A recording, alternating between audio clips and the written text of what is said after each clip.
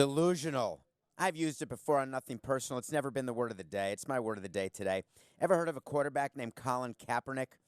Well, the XFL reached out to him. The actual commissioner of the XFL is the father of Andrew Luck, that guy who retired, quarterback for the Colts. Kaepernick wanted an outrageous salary, having nothing to do with the salary scale. He felt that bringing himself to the XFL, he was above the game, and that he would make the XFL successful. So, hey, pay me more money. Guess what, Colin? You're not worthy of the extra money. Why don't you try being one of the guys, get back in pads, show everybody that you can still play, and then maybe, like everybody else in the XFL, you'd have a chance at the NFL. But now you get to keep playing the victim. We never know if you're going to be a good player because you won't put the pads on. There's no way you're getting paid more money. You're delusional. Why is it we all need scapegoats? I'm tired of it. Articles coming out every day now. Every time something bad happens, everyone needs a reason. You're sick. Your team loses. You have a bad day at work. There's extra traffic. Something and someone gets blamed at all times. The baseball sign stealing scandal is no exception. Writers are in a frenzy. They're running around. They're looking for stories, looking for sources. And believe me, they're going to find them, and they have. Every day something new comes out. What's the news of today? The news is that Carlos Beltran, as a member of the 2017 Houston Astros, as a player, was really the driving force behind making the sign-stealing scandal and the program that had been written by the interns of the Astros, implementing that program, coming up with the banging of the trash cans. And everyone in the Houston clubhouse, players, managers, general managers, equipment managers, anybody, they were all afraid of Carlos Beltran. And we're writing to you as people in the media, telling you, our loyal listeners and viewers, that that's how it goes. If someone who's a veteran in a major league clubhouse says that no matter what, we're going to keep running, we're going to be Thelma and Louise, we're jumping over the cliff. Come on, guys. We can do it. And by the way, come take my needle and give me steroids too.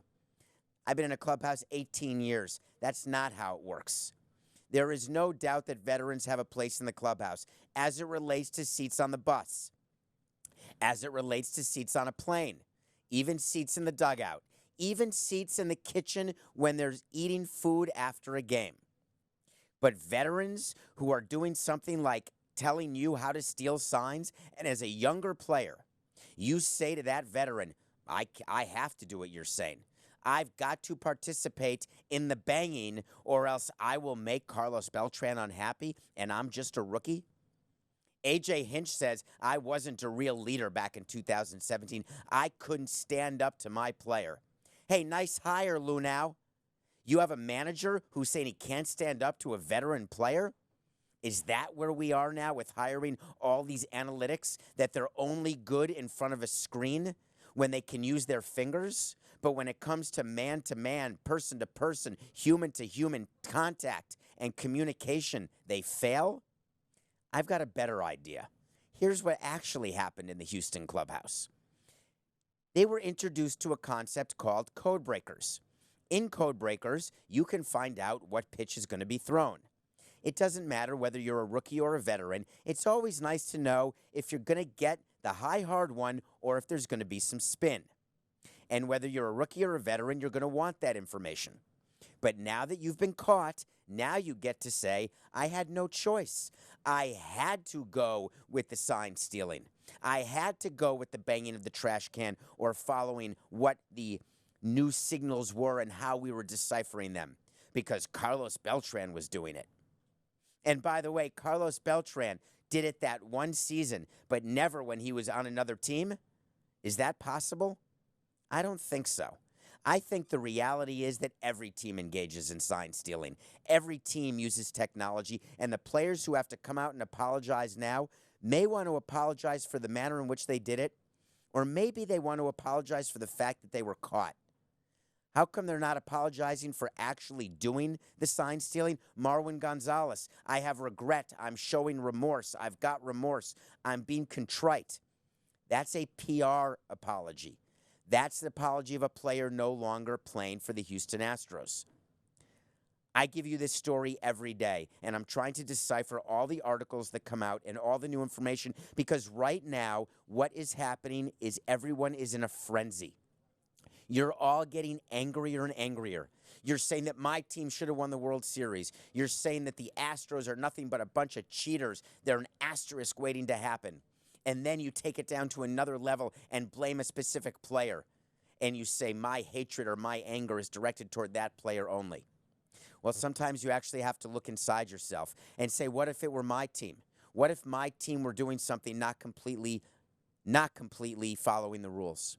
What if my pitcher uses Vaseline or some sort of foreign object under his hat, or a salt or emery board to get more spin on the ball, to get a better grip? What happens if my favorite player or pitcher took performance-enhancing drugs in order to hit the extra home run or throw the extra 5 miles an hour? What happens when my favorite player is an absolute bully on the court, and when he's on a different team you hate him, but when he's on your team you love him? I suggest that we take the time to examine what is going on, not just in the world of baseball, in the world of sports fandom in general. And what's going on in my mind is this desire and must that we have to keep digging and searching till we can properly, neatly, and tidily put a scapegoat in and end the conversation. That's when we can move on to the next crisis or the next story. And the reason why the sign stealing continues to be a story is we feel like we're getting drips and drabs. Death by 1,000 cuts, I've been saying on shows, on HQ and various other places. Why? Because that's what it feels like. There's a new player every day. There's a new epiphany every moment. Seems crazy to me. Sometimes there aren't scapegoats, and that's okay. It's okay if we can't tidy up something. It doesn't mean you can't move on. And that's the advice we have to give to Jim Crane. Jim Crane, the owner of the Astros, has actually gone public. And he has said that, I'm getting ready. I know that our team reports pitchers and catchers right now in Palm Beach. That's Florida. I know that there's going to be a lot of media attention. So here's what I'm going to do. I'm going to get the pitchers together. I'm going to get the catchers together. I'm going to get the position players to come early. We're going to sit in a room and we're going to have a meeting. And we're going to talk about how to handle the PR. Okay, Jim, let me give you a suggestion, because based on how things have been operated by your franchise in the past, I would argue that PR is probably not your strength. So let's have a clubhouse meeting right now. Just us. Just me, you, if you're listening, if you're watching. Let's pretend we're with the Astros. Here's how it starts. Everyone's going to be sitting. People will be in their chairs, in their lockers. Some players will be sitting on the floor stretching. You'll have a ton of non-uniform personnel in the back, where you'll have trainers and you'll have conditioning guys. You'll have assistant clubhouse managers. You'll have the chef. Everyone will be there. The doors will be closed. There'll be no media. It'll be in the main part of the clubhouse. That's where the most important meetings are. Everyone will know that the meeting will start at, let's say, 11:30. Let's say 2 o'clock. Doesn't matter what time zone you're in. The time of the meeting is posted on a board in the clubhouse. It used to be in chalk. Now it's on a digital TV. So you see the meeting. Everyone's on time. But Jim Crane doesn't walk in. First, there's a count done, making sure that every player, every staff member, everyone is there. Then they close the door, then contact Jim Crane. Jim Crane walks in. He surveys the room. I'm now Jim Crane. I'm surveying the room. I'm looking around. Do I have a microphone? I don't use a microphone because my voice can carry, but in a clubhouse that's large, sometimes you do have a microphone, or you require it to be so quiet that you can hear a mouse take a tiny little step. You stand in the front of the room to make sure everyone can see you. You make eye contact with nobody to start, and you open it by saying this: boys, they really got us, didn't they? No, I'm just kidding. We're not going to start it that way. That'd be a funny way to start it, wouldn't it? Here I am, Jim Crane. Gentlemen, thank you very much. I appreciate everyone reporting early on the position players side. It's good to see everyone. It's nice to have everyone together. Obviously, we have to address what is happening. There is a national and international frenzy regarding not only our World Series championship, but there is a cloud over our franchise. Obviously, I had no intention of firing Jeff Luhnow. I had no intention of having Dusty Baker in this room. As happy as I am to see you, Dusty, and this is before Dusty talks, by the way, as happy as I am to have you here, Mr. Click, as my general manager, I can tell you I did not expect this offseason. I want to make it very clear that what went on in 2017 is not acceptable from my point of view. I want this organization to be looked at as the model organization. I want this organization to win because we did everything better. We did everything better than everyone, not on the edges, not on the fringes, because we're smarter. And by what we did 2 years ago, we end up looking less smart than everyone from grade school on up. When the media comes in here, we have no choice but to do the following. And not only are the players going to do it who were here in 2017, every player in this room, we are going to have the exact same message. And the message is, we are very hopeful that we can move forward from the actions that we, the Houston Astros, undertook in 2017. We understand that by developing a system to steal signs and then violating the commissioner's memo for using technology to steal those signs, that we were not being fair. We believe that we had the best team in baseball in 2017, and there is no reason to think we would not have won the World Series. I have had the opportunity to speak to each of my teammates. That's if a player's talking. I've had the opportunity to speak to each of my players. That's if executives are talking.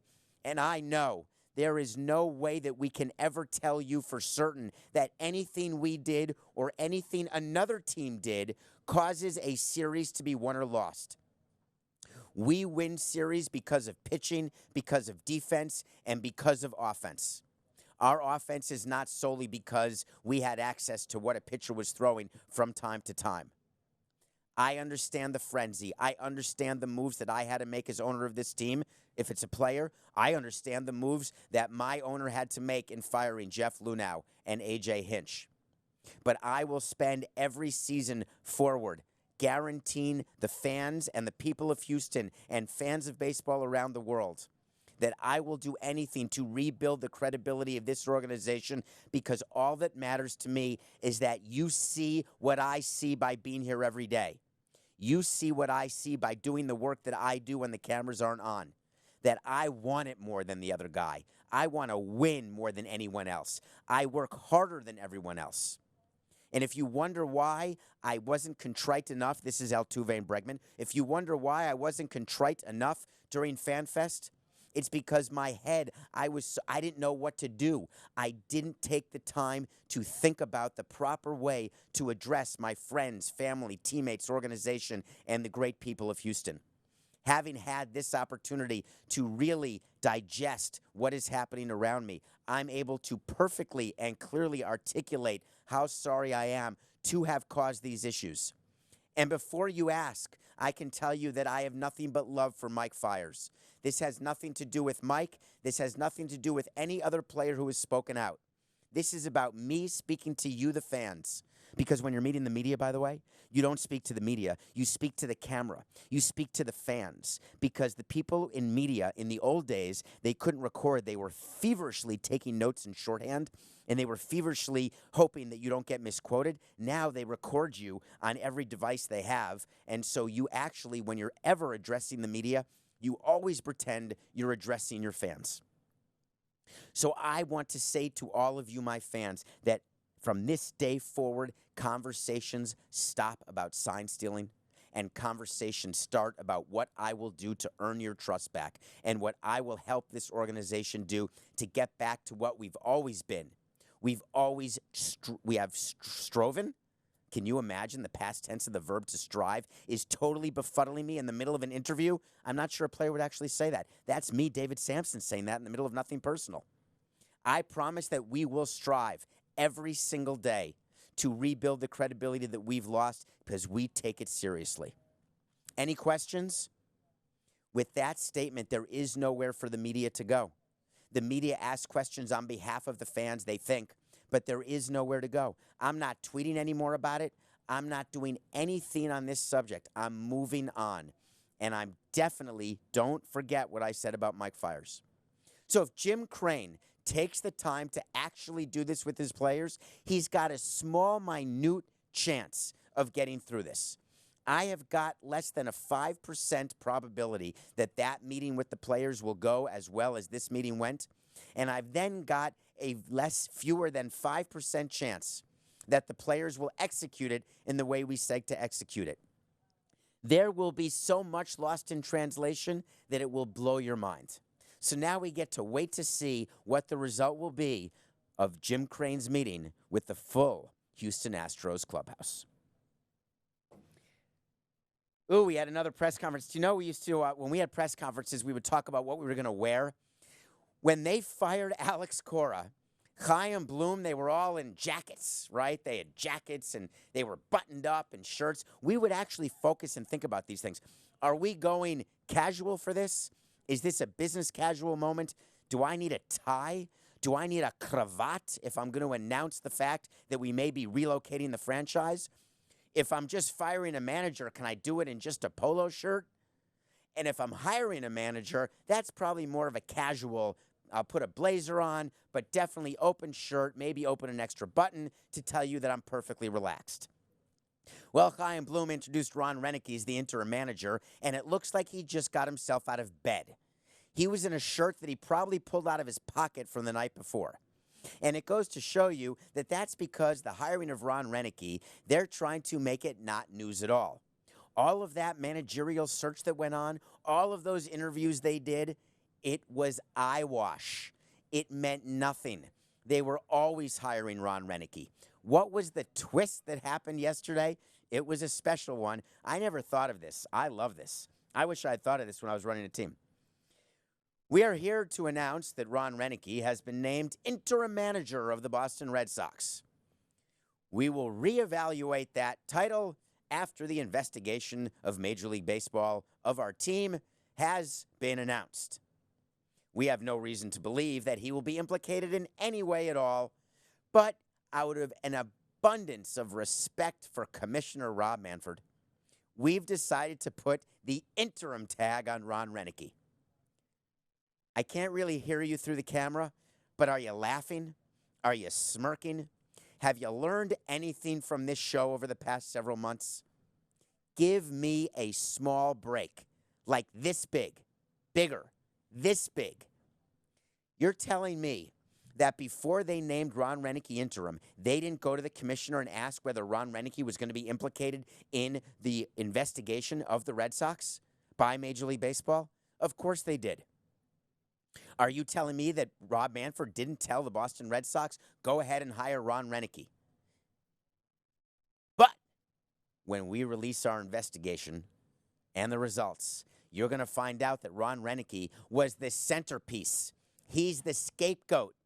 And then you're going to have to fire him. You may want to wear a blazer for the one when you fire your interim manager.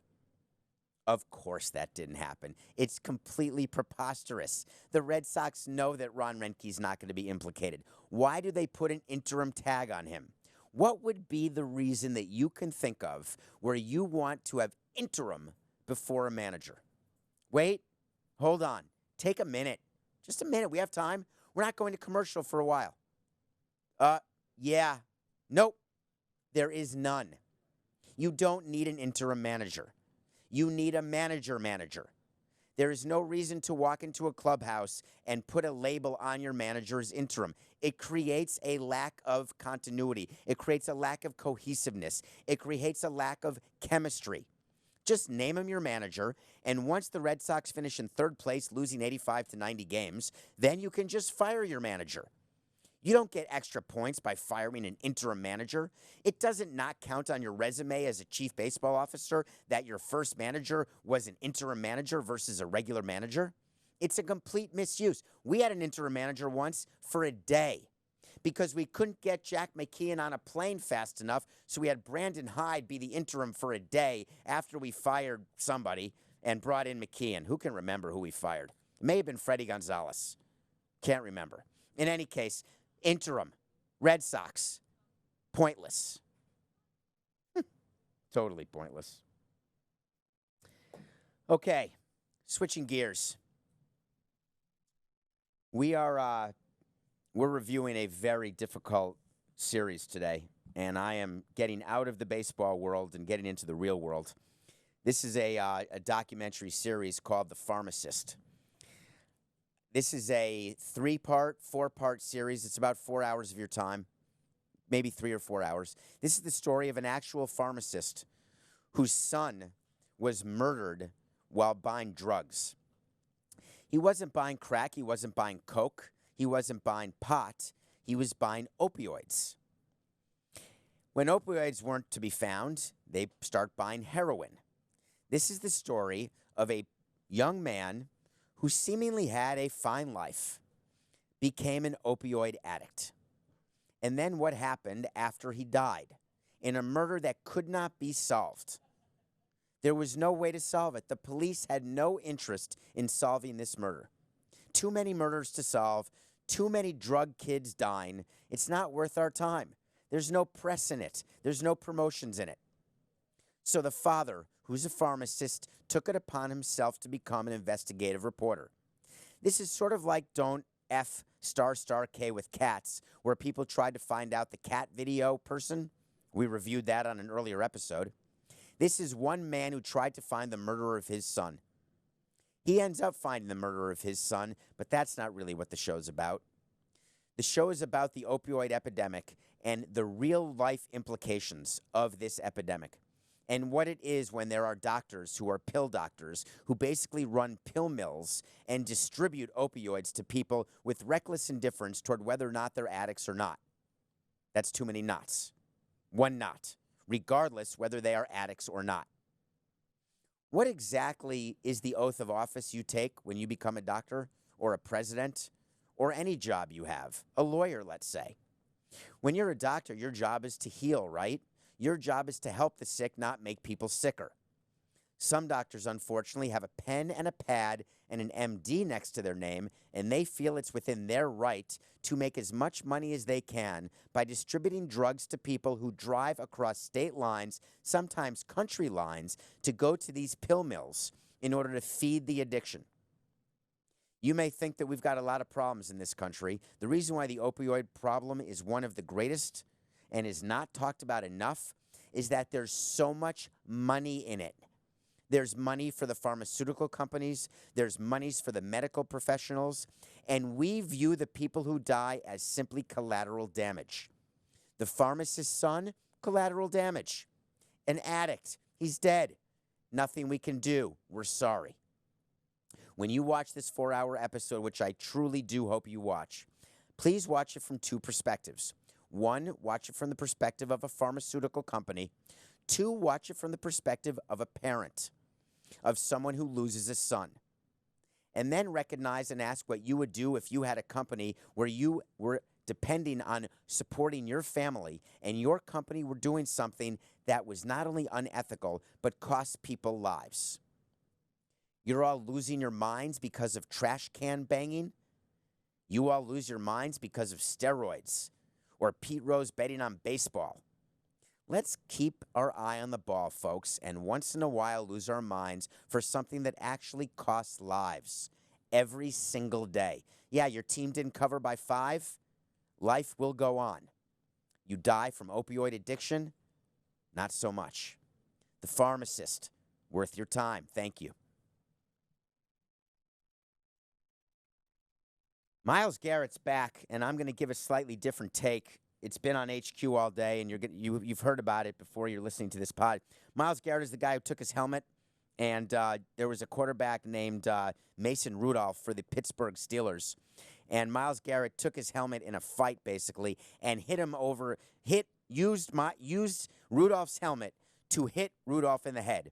He got suspended indefinitely. He went to meet with football, the Roger Goodell, the commissioner of football, 2 days ago, and today news comes out that he's been reinstated.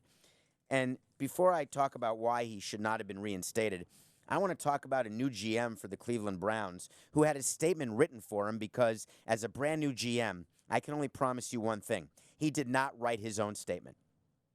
He may come out and say, I'm a brilliant scholar. I'm a PR genius.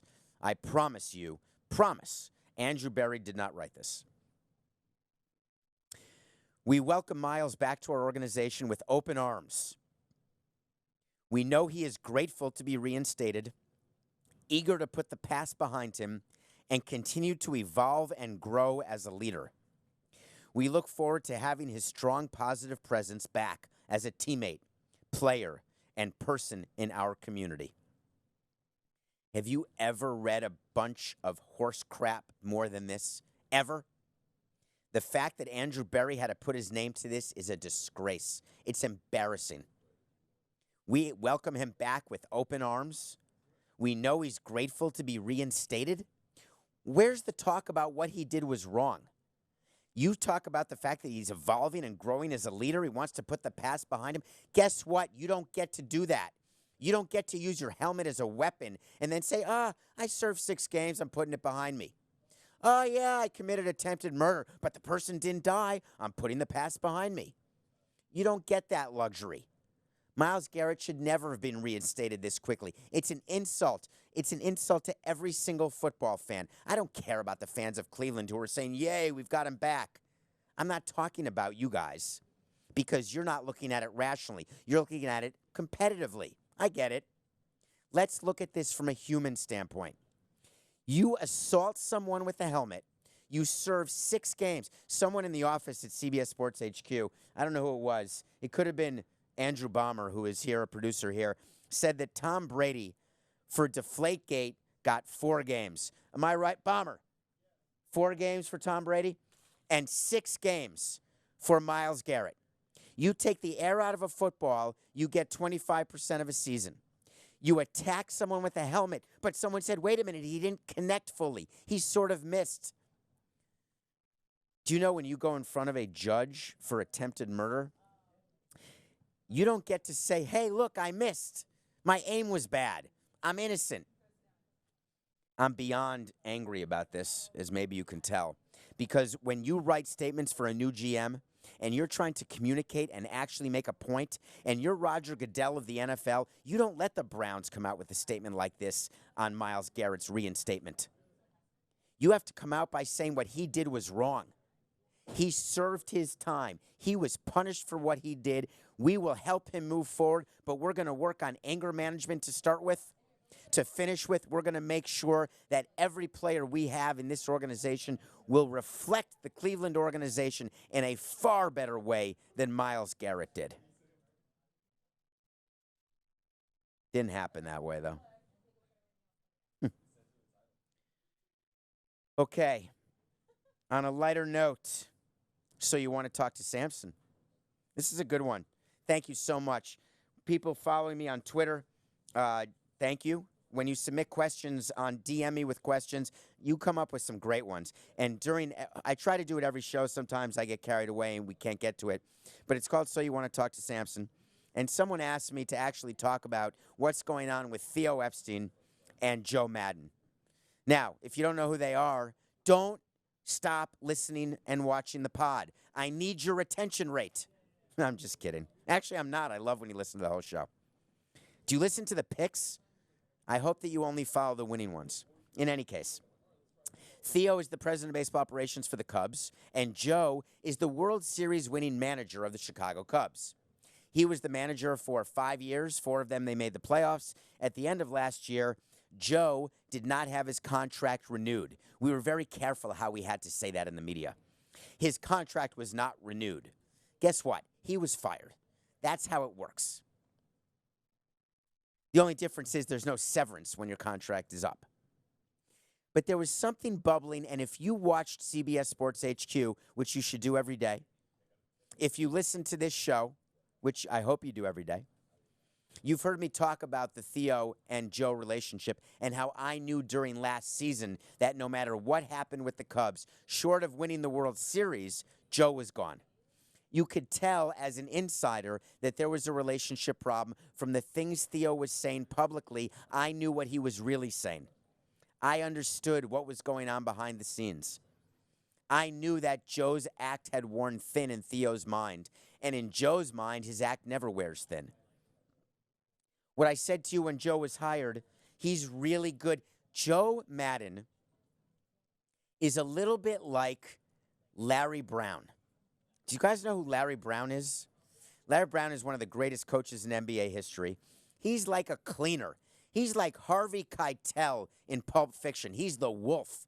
You come in when you've got to clean brain guts off the back of a car. You come in when you need to find someone to get a car disappeared. Fix everything, and then he speeds off. That's what Joe Maddon is. He came into the Cubs organization and won them a World Series. He's a permanent hero, a Hall of Fame manager. But Joe Maddon does it his way. You don't like the way Wolf does it? Guess what? Then you're going to get caught and you're never going to succeed. But once you succeed, all of a sudden, the tarnish wears off a little bit. Egos start to grow. And this is a classic case of ego meeting ego. Do you remember when Theo left the Boston Red Sox? Do you remember the ego that Theo had, that he left in a monkey suit so he wouldn't be recognized? Wink, wink. He was having a battle with then team president, Larry Lucchino. Battle royale, like The Rock's daughter in WWE. It was smash 'em up, use chairs type of stuff. Guess who wins those? Team presidents. Guess what happens when the president of baseball ops has an ego battle with a manager? Guess who wins? The president of baseball ops. There was no way that Theo was going to lose a power struggle with Joe because the World Series had already been won and the tarnish had come off. But now they're giving back and forth quotes, pretending to show love. They're pretending that everything's great in their relationship. And the irony is that everything's not great. And what I would prefer, instead of saying things as though I love Joe, I'm not going to say anything bad about Joe. Joe's saying, I know how much my relationship with Theo matters. I'm not going to say anything about Theo. But then they say things like this. Epstein told Maddon he needed to change his style after the 2018 season, has been reported. And then he says, this is Theo talking, right? His approach was more that things will work themselves out. These are great players. Let them play. Things will work out, Theo said. But from my perspective, there was a little bit more cause for concern. We talked about this. Remember, the players weren't doing the little things for the Cubs to win. They thought they could turn it on like that. That was a snap if the camera didn't pick it up or the microphone. They could just pick it up and start winning immediately. Well, it didn't happen for the Cubs. And Joe Maddon, the way he is, he's calm, he's cool, he's loose. Everything's loosey-goosey. But it led to a little few base running mistakes. It led to a little subpar effort. And when you're not winning a World Series or making the playoffs, that way of managing becomes intolerable for a president of baseball operations. So Theo made it very clear to Joe that he was going to move on because he tried to change Joe. And you can't change Joe because Joe is who Joe is. And he now brought his show on the road to the Angels. It's always fun to me when I see people, employees, friends, when I see them going back and forth, because the truth of the matter is they never liked each other. They're going to claim they were best friends because when you're winning World Series, of course you're best friends and hugging. But you think these guys traveled as a foursome with their significant others if they have? Or if they went away, the two of them on the road, they stayed up late talking by the campfire, talking about philosophies? They had a coexisting relationship that was based on winning and the fact that they were trying to both etch themselves in the Hall of Fame, which they likely did by winning the Cubs World Series.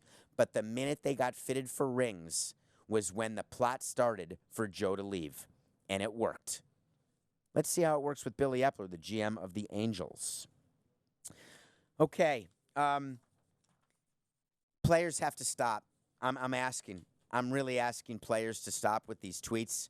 I get it, you have Twitter. I get it, you're blue-checked. Believe me, that's a fun thing to be blue-checked. Yesterday, we covered an entire topic. We have to revisit it just for a moment. And the topic was very simple, that there's going to be expanded playoffs in MLB. And it's possible there'll be a live show where we're going to have opponents pick opponents. But the fact is we're going to have more teams in the playoffs. I'm good with that. I told you I was good with that. We talked about Trevor Bauer and his insane tweet. Can we talk about Trevor Bauer's YouTube video? Take a look at his YouTube video right now. No, it's not yet. In 9 minutes and 48 seconds, could you please go to YouTube and look at Trevor Bauer and listen to the things he says? Literally, he should be on a watch list.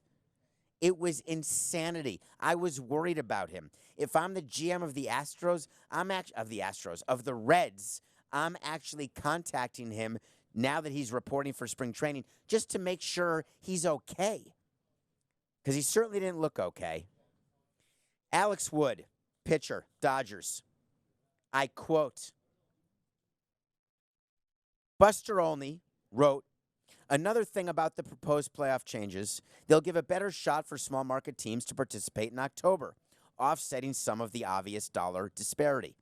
Buster Olney is 100% correct. That is exactly accurate.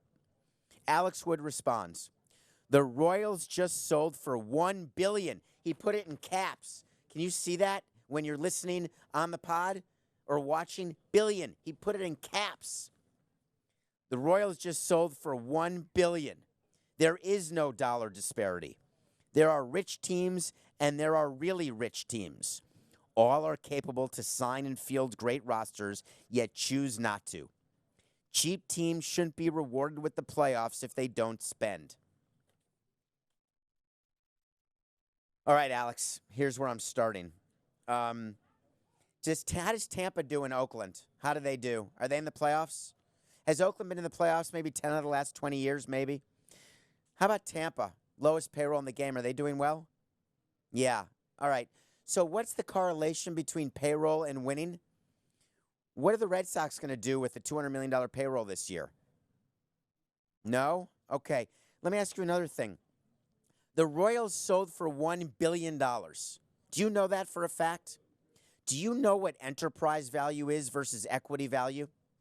Alex, do you know what debt is? Do you know that just because, let's pretend, Alex, let me speak it in words that you may understand. And I'm not being personal. I'm merely telling you that when you tweet that, you have no idea what you're talking about. Let's put it in terms of homes. Let's say you own a house and you bought it for $250,000.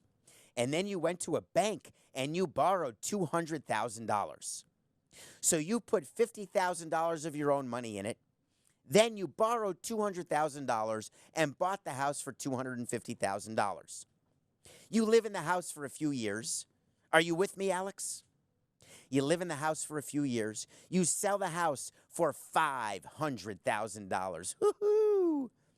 Does that mean you have $500,000 in your pocket? Are you sure?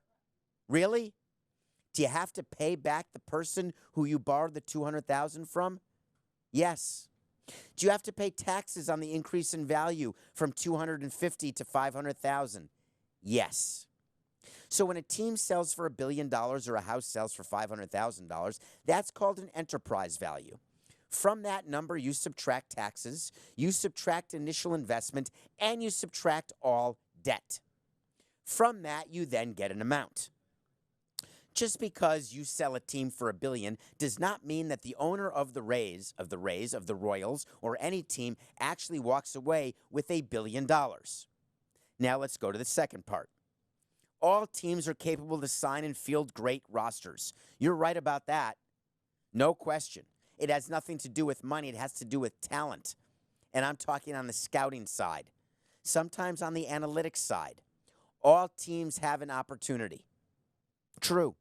Some teams choose not to. Let's talk about that. Are you saying that some teams choose not to sign the best players available?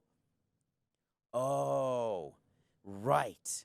You mean like everyone in your division because you win the division every year because your team has by far and away the most money and the most opportunity to win and does, and therefore why would I spend money upon money upon money to compete for a division I have no chance to win while you're in your window of winning with the Los Angeles Dodgers?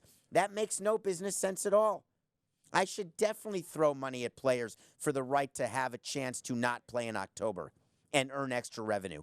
I should definitely sign more players in order to win an extra 3 games to only lose the division by 12 instead of 9 games. and not have a chance to have any incremental revenue that matters. And you're saying, wait a minute, competitive teams get more revenue.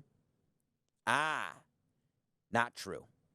You get more revenue when there's a chance for that team to play in October. If I told you that you were going to win 100 games, but you had no chance to make the playoffs, you think you're getting increased revenue, more TV revenue, more gate revenue, just because you're going to win 100 games? No.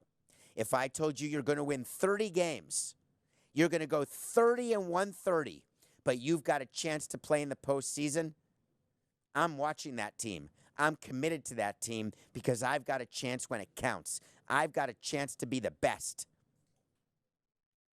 I'm tired of athletes coming out with these tweets. I really am. And executives. It's not just about players. I just want you to have facts. Pick of the day. This is a heart bet. I'm tired of betting with my head. I don't understand how the Rockets pulled away. We were in position in a game, a 2-point game at the end. I'm staying up late. I'm annoyed. I'm excited. We're going to win. And the Rockets go on like a 75-0 run. And it didn't work out for us. I like the Knicks actually giving 3 to the Wizards. The Knicks have won a few games. There's a whole thing going on with their coach, Mike Miller, and the whole thing with Jeff Van Gundy.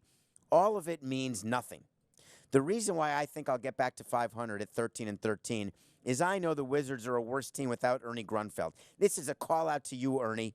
Ernie Grunfeld is the former president of the Wizards, GM. Ernie Grunfeld, former player with the Knicks, player with the Bucks.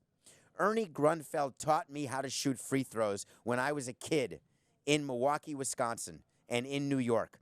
He taught me. I shot free throws like Ernie Grunfeld with that sort of mid-waist bend.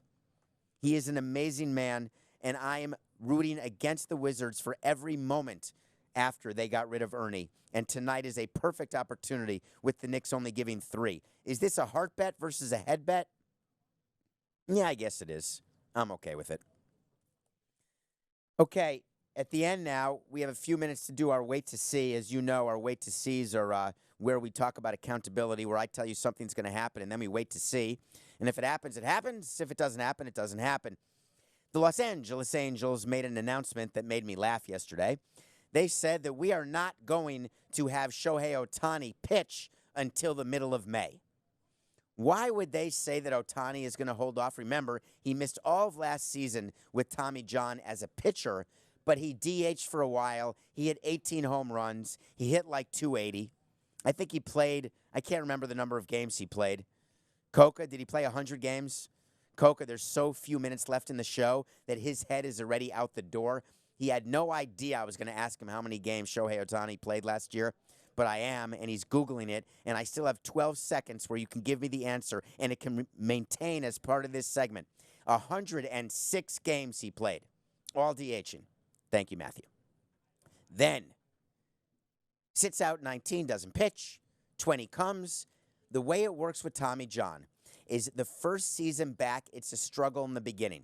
The first 4 or 5 starts, you're sort of getting your velocity back. You're getting the feel back. Simulated games don't matter. Pitching in spring training doesn't matter. Pitching bullpens don't matter. You have to get in real life, real game situations. That's when you really test your arm, see how it's feeling. There's no way you declare full health until you're in a real game situation. On top of that, the reason the Angels are waiting till mid-May is Shohei Ohtani will be on an innings limit, and they want to make sure that he is available in October because the Angels believe with the signing of Rendon, the hiring of Maddon, and their absolutely stellar rotation led by Julio Teheran, their one-year pickup, who was gotten rid of by the Braves, might I add, along with Andrew Heaney and some other gents, are enough to get them playing into October. So they want Ohtani to be available. Here's my wait to see. If the Angels wake up, if I'm president of the Angels, and we're going through April, and we've got Ohtani that we think we're going to start him in the middle of May, but I noticed that, hey, we're 5 games under 500 in April. We're already losing track of people in the division. I don't like the way the team looks. Rendon hasn't started to hit yet. He's adjusting to the new league, adjusting to a new team. I'm moving Ohtani up. He will pitch by May 1st. They will give him the ball because it's not as though they actually care about anything but being in October, which is great Because if you're in October and you're the Angels, you have adhered to the one piece of advice that I'll give you. Hey, Shohei, get on the mound. Because for us, it's business. And for you, it's nothing personal.